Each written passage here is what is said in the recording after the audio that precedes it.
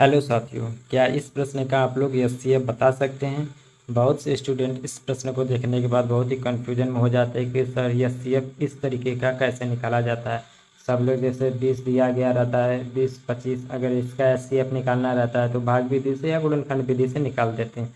जिसका क्या है तो मौसा क्या आ जाता है तो एचसीएफ हमारा क्या आ जाता है तो 5 आ जाता है। ठीक है, लेकिन जब इस तरीका पूछ लेता है तो बच्चे हमारे क्या हो जाते हैं तो कन्फ्यूज हो जाते हैं।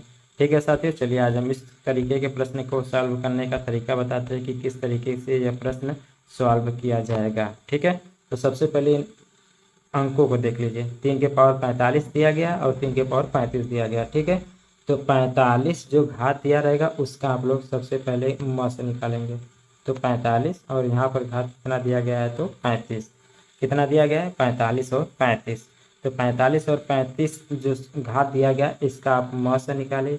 म से निकालेंगे तो आप कितना आएगा 5 आएगा। ठीक है, म से 45 और 35 का कितना आएगा तो 5। अब जितना म से आएगा और जिसके घात में रहता है उसके घात में लगा देते हैं, यानी कि 3 के घात में रहता है तो 3 के घात में 5 लगा देते हैं। ठीक है, अब 3 के घात में 5 आ गया तो 3 के घात अब 5 कितना होता है तो 243 होता है। कितना होता है साथियों तो 243 होता है। यहाँ पर आप लोग देख रहे होंगे कि -1 भी दिया रहता है, जिसमें भी दिया रहेगा दोनों में सेम सेम दिया रहेगा। -1 दिया रहेगा, -2 दिया रहेगा, दोनों में सेम दिया रहेगा, अलग अलग नहीं दिया रहेगा। ठीक है, तो माइनस जितना दिया रहेगा प्लस जितना दिया रहेगा उसको उसी तरीके से कर देते हैं, यानी कि 243 में यहाँ पर -1 दिया गया तो 243 में -1 घटा देंगे तो हमारा कितना आ जाएगा तो 242 हो जाएगा। ठीक है साथियों, समझ में आया। एक बार आप फिर से देख लीजिए कि क्या क्या हमने बताया। कह रहा है कि 3 के पावर 45 -1 और 3 के पावर 35 -1 का महत्तम समापवर्तक यानी कि एचसीएफ आप लोगों को बताना है। तो यहाँ पर देख रहे हैं कि घात कितना है तो 45। कितना है तो 45 दिया हुआ है और यहाँ पर देख रहे हैं तो कितना दिया हुआ है तो 35 दिया हुआ है। अब 45 और 35 का जब म से निकालेंगे तो 5 आएगा।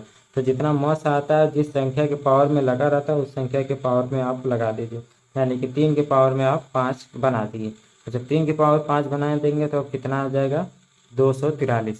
कितना आएगा साथियों 243 आ जाएगा। कितना तो 243 हमारा आ जाएगा। अब 243 में यहाँ पर देख रहे हैं -1 किया गया तो -1 कर दीजिए। जब 243 में -1 करेंगे तो हमारा कितना आ जाएगा तो 242 आ जाएगा, यानी कि ऑप्शन नंबर बी सही जवाब हो जाएगा। ठीक है, अगर इस तरीके का प्रश्न कह रहा है कि निम्नलिखित में से कौन सी संख्या 4 से पूर्णतः विभाजित है। ठीक है, ऑप्शन ए देख लीजिए, इतनी बड़ी संख्या दिया गया, बी में भी दिया गया, सी में भी दिया गया है और डी में भी दिया गया है। तो आप लोगों को बता दें साथियों कि 4 का जो विभाजकता का नियम है, 4 से वही संख्या विभाजित होंगी जिनके अंक जो है आखिरी के 2 अंक, ठीक है, लास्ट 2 डिजिट, क्या लास्ट 2 डिजिट जो हैं वो 4 से डिवाइड हो। ठीक है, लास्ट के जो 2 डिजिट हैं वो 4 से डिवाइड हो। अगर आप देखेंगे ऑप्शन ए 76, ठीक है, तो 76 देखेंगे तो 1976 यानी कि 19 बार में जा रहा है, यानी कि ऑप्शन ए हो सकता है अभी। ऑप्शन बी भी देख लीजिए, सी भी देख लीजिए, डी। अगर आप 66 को देखेंगे तो 4 से नहीं कटेगा। ठीक है, 4 से नहीं कटेगा। 16 चौका 64 होता है, ठीक है, और 17 चौका 68 होता है, यानी कि हमारा ऑप्शन बी तो बिल्कुल ही भी नहीं होगा। 90 लास्ट के 2 डिजिट को देखेंगे तो हमारा 90 भी 4 से नहीं विभाजित होगा, यानी कि ये भी नहीं होगा। और 54, 13 चौके 52 होता है, 14 चौके 56 होता है, जो कि 54 नहीं आएगा, तो ऑप्शन सी भी नहीं होगा। इसलिए हमारा क्या हो जाएगा तो ऑप्शन ए वाला सही जवाब हो जाएगा, क्योंकि जो 76 है वही के लास्ट 2 डिजिट हमारा क्या है तो 4 से डिवाइड हो रहा है। ठीक है, यानी कि ऑप्शन ए सही जवाब हो जाएगा। 2 से विभाजित होने का यही नियम है कि लास्ट के जो 4 से विभाजित होने का जो नियम है हमारा, वो क्या कहता है, जो 4 से विभाजित होने का वो लास्ट के 2 डिजिट को कम से कम डिवाइड होना चाहिए। उसके बाद चाहे जितनी बड़ी संख्या होगी वो 4 से डिवाइड होना उसका तय है। ठीक है, और 3 के विभाजित होने का नियम आप सभी लोग जानते हैं कि सभी डिजिट को आप जोड़ देंगे। ठीक है, जितने भी डिजिट होंगे उसको क्या करेंगे तो आप लोग उसका प्लस कर देंगे। अगर उसका प्लस जो है 3 से डिवाइड हो रहा है तो वह 3 से पूरी संख्या डिवाइड हो जाएगी। चलिए आगे बढ़ते हैं। देखिए यहाँ 6 से पूछ रहा है, अगर 6 से डिवाइड का पूछेगा साथियों तो 6 में क्या हो जाएगा तो हमारा ऑप्शन नंबर सबसे पहले ये कहता है कि वो 2 से विभाजित होना चाहिए और 3 से विभाजित होना चाहिए। ठीक है, जो भी संख्या 6 से विभाजित होगी वो हमारा जाहिर सी बात है कि 2 और 3 दोनों से विभाजित होगा, और 2 से तभी विभाजित होगा जबकि इकाई का अंक क्या हो, तो सम हो। ठीक है, जैसे 0, 2, 4, 6, 8 इतनी संख्याएं होंगी तो ही वह 2 से विभाजित होगा।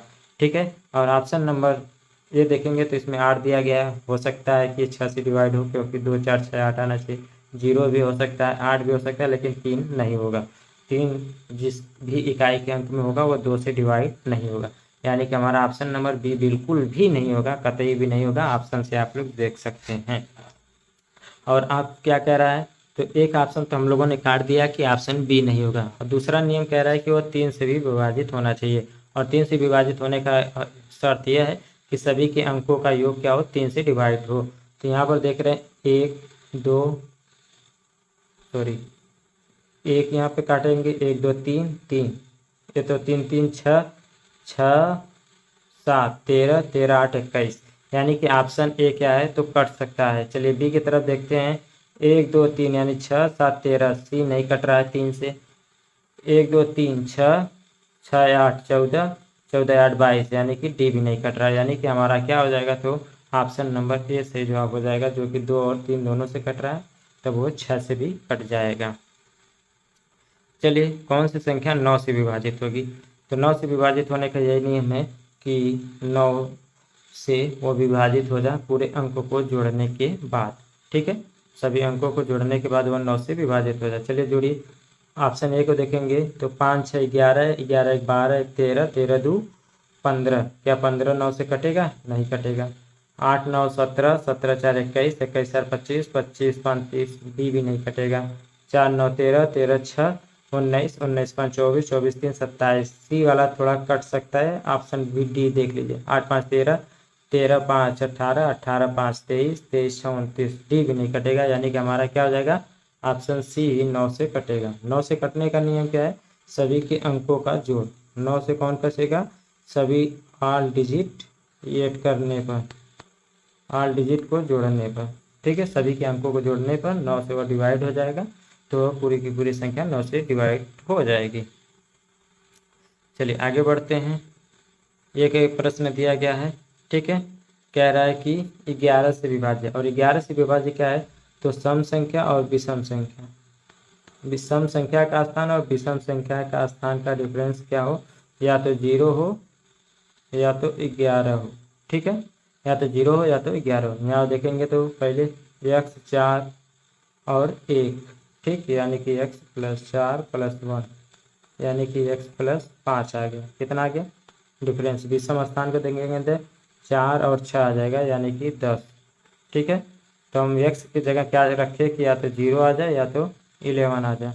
इधर 10 है, यहाँ पर 5 है, x की जगह अगर हम 5 रख देंगे तो 10 आ जाएगा, 10 10 0 हो जाएगा, यानी कि 5, ऑप्शन डी सही जवाब हो जाएगा। क्या हो जाएगा, तो ऑप्शन डी सही जवाब